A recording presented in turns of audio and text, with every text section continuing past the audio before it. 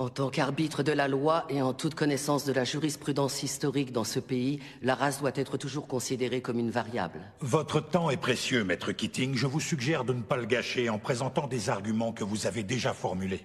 Ce ne sont pas mes mots, juge Strickland. Ce sont les vôtres. Vous les avez écrits en 1985, dans le verdict de l'affaire Bryant contre la ville de Topeka, concernant la clause de protection égale face à un système d'attribution de logements sociaux.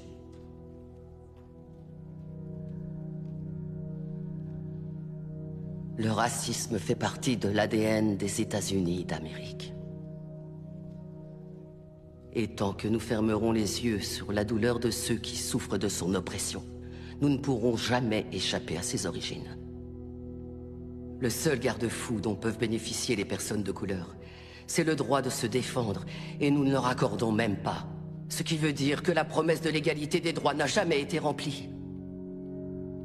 En raison de l'échec de notre système judiciaire et de notre défense publique en particulier, l'époque de la ségrégation n'est toujours pas derrière nous.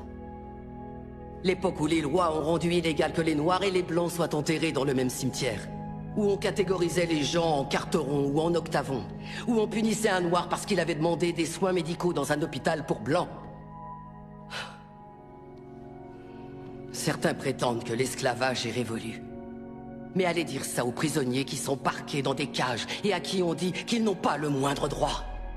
Des personnes comme mon client Nathaniel Leahy et des millions d'autres personnes comme lui qui sont enfermées dans nos prisons et reléguées à une existence indigne d'un être humain. Il n'y a aucune alternative à la justice dans cette affaire. Il n'y a pas d'autre option.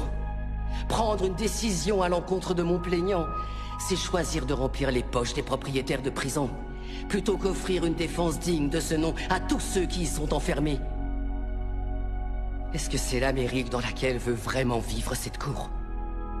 Un pays où l'argent a plus d'importance que l'humanité? Où la criminalité est confondue avec les troubles mentaux?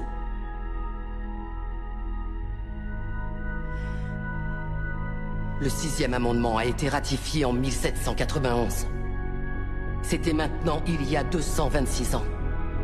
Je pense qu'il est donc temps de réellement garantir ces droits à tous nos citoyens.